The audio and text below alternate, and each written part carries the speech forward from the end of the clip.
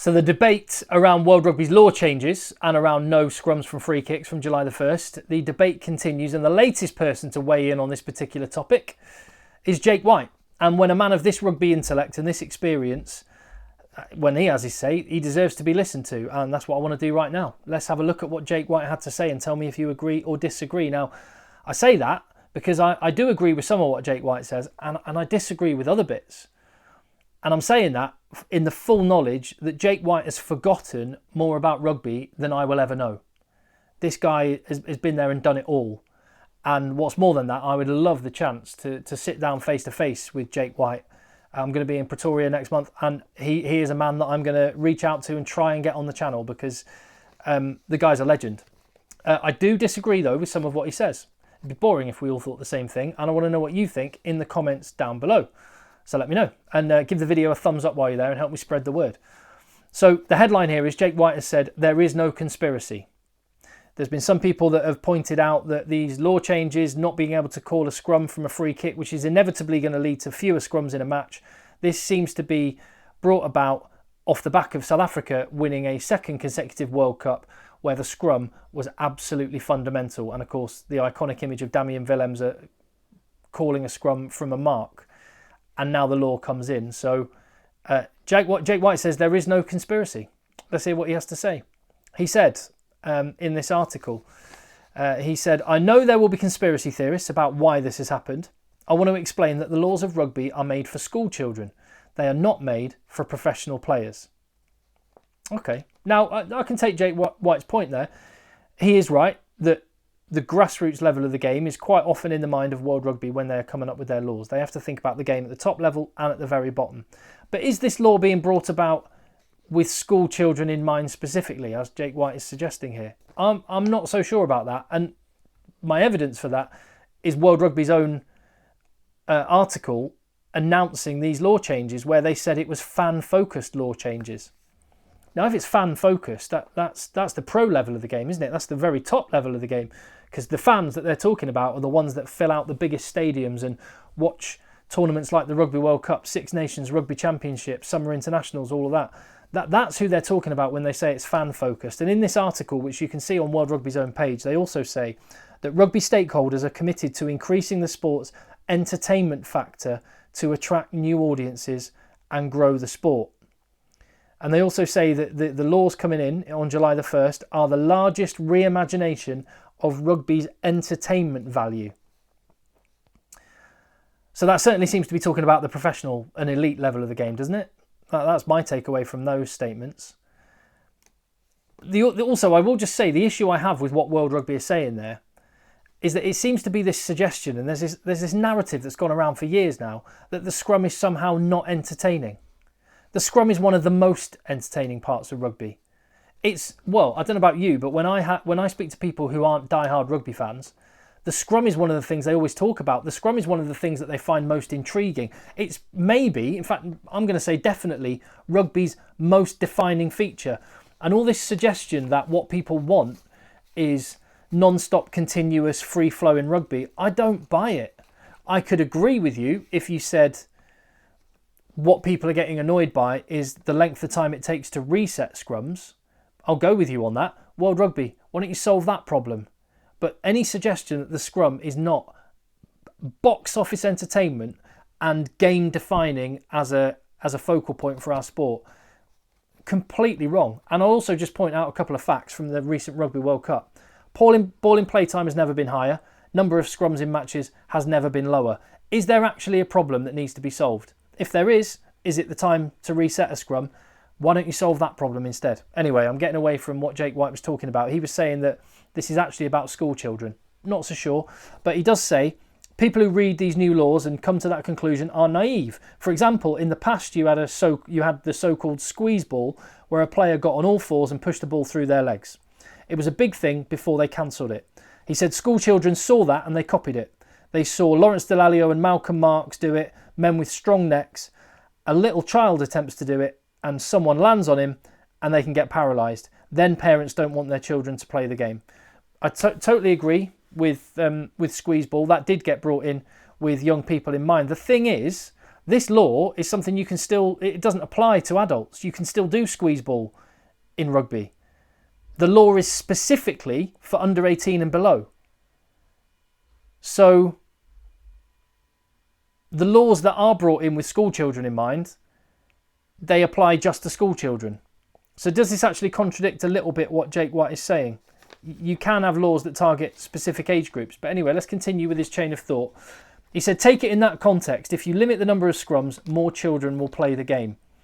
Now that, I find a huge statement. And as I say, I'd love to sit down with Jake White and just flesh this out. Because when you just see little quotes like that, it's hard to sort of put it in its full context. But that's a massive statement. And I have to say, Jake White, where's the evidence for this? That if you reduce the number of scrums, more children will play the sport. Really? Is that actually true? I'm not so sure it is.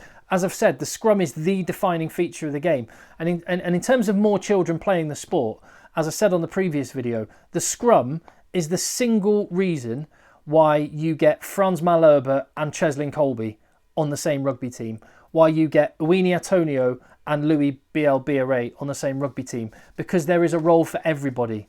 And that is fundamentally because of the scrum. So be careful what you wish for.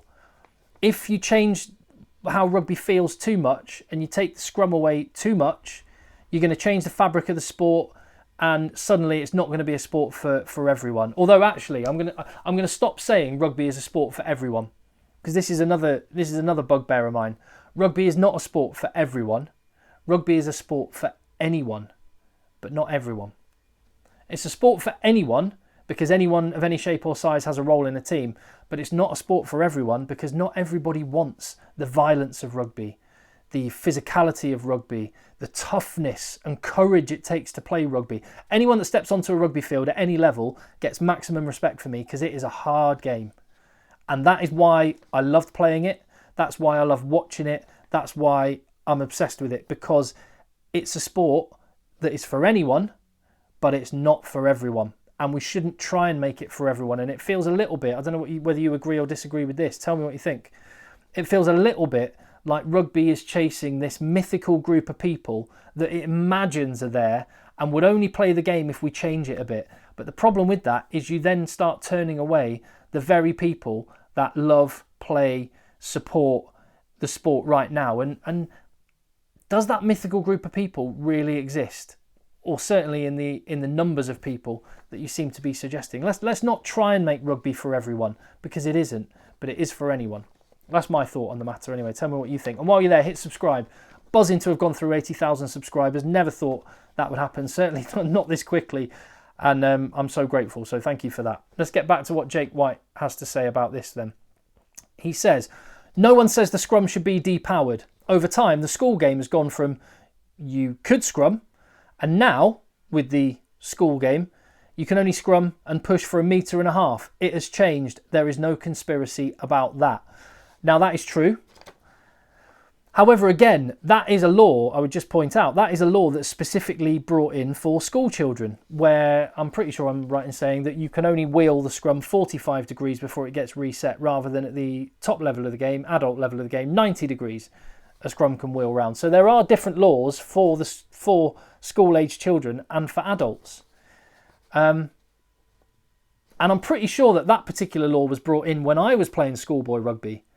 I can remember it coming in. And that means it's been there for a long time. And this is another one of my points. World Rugby, I mean, that law's been there for literally decades now. World Rugby seem to change the laws every single year, and that's one of the issues that people have, myself included. Stop tinkering all the time. For the main reason, the law of unintended consequences. You never know what the unintended consequences are going to be, and you end up causing as many problems as you try and solve, or sometimes more problems than the one you were trying to solve. So Jake White's overall point, there is no conspiracy. Okay, if I went with him on there's no conspiracy, and I can go with that, it's definitely a coincidence, though, isn't there? It's coincidental that this law has been brought in so soon after a Rugby World Cup where South Africa dominated, and where the scrum called from a free kick happened in one of the most consequential matches of the entire tournament. It's definitely a coincidence. But okay, let's go with it that it's not a conspiracy. But Jake White then talks about the referees and the lawmakers here, and I think this is maybe the most important point of this whole law element. Jake White says the lawmakers and referees will have to work out how many free kicks they will give at scrum time. There will be more playing around. Coaches are like that. They will find a way. And this is the problem, as I talked about on my previous video, as has been said widely, and as Jake White, a coach at the very highest level, is also saying, World Rugby have encouraged, they've incentivised cheating. And this is perhaps my biggest issue with this whole law. Every team cheats in rugby. That's the game. You push the laws, you push the interpretation as far as you can whilst getting away with it. It happens at every ruck, offside lines, blocking runs when you're in attack. The best teams do it perfectly where they stay just the right side of the line, or at least don't get caught when they do cheat. But this law is particularly bad because refs are now going to have to work out whether someone is acting or not, basically. Are they deliberately cheating, or was that just an accident? And I think that's a really unfair position to put a referee in. The scrums are a lottery enough already, and I think this law makes it that much worse, which is what Jake White is talking about here. And he goes on and says sometimes to give a team a free kick, it's better to defend than defend from a scrum. That's something referees will have to take into consideration. Poor referees. How, if you're a ref, are you going to work that out? Did they engage early deliberately to avoid a scrum, or am I going to give a... What an awful position for a referee to be at. Imagine being a referee. Who was the referee? It was Ben O'Keefe, wasn't it, in the World Cup semi-final, giving South Africa a penalty, World Cup semi-final, giving South Africa a penalty from that scrum that Andre Pollard scored the winning points with. Imagine being Ben O'Keefe and England early engage and having to decide, is that just a free kick or is that a penalty? I'm not so sure that's a good idea, and this is the unintended consequence of this law, as I said on my previous video. Jake White concludes it and says, what I want to stress is that the laws are made to make more people play the game, to ensure it's safer and to make it clear that it's the game's shape. It has nothing to do with some teams who want to scrum and other teams don't. I'm prepared to go with Jake White on that. I'm prepared to go, all right, it's not an anti-bot conspiracy, although, as I've said, the timing of it is peculiar. But this, it's about getting more people to play the game. I'll just go back and ask that question. Will it, though? Will it really, though? Because it seems to me, when I look at this law change about the scrum, World Rugby have come up with a solution without a problem. No one's complaining about scrums. No one's complaining about the spectacle of the scrum itself. People are complaining about the number of resets and how long each of those take. But this law change does not address those. This law change is going, oh, well, instead of dealing with the actual issue, let's just get rid of something that is so fundamental to our sport in the scrum.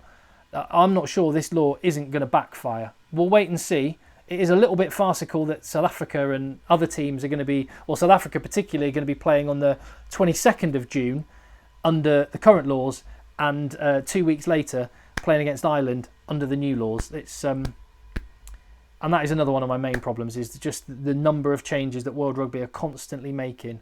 They just can't leave it alone for a second. But Jake White's definitely made me think, and he's a man that deserves to be listened to. So I think it's worthwhile giving him an airing and encouraging you to give your thoughts as well. What do you think? Let me know in the comments down below. Hit subscribe. I'll see you on the next video.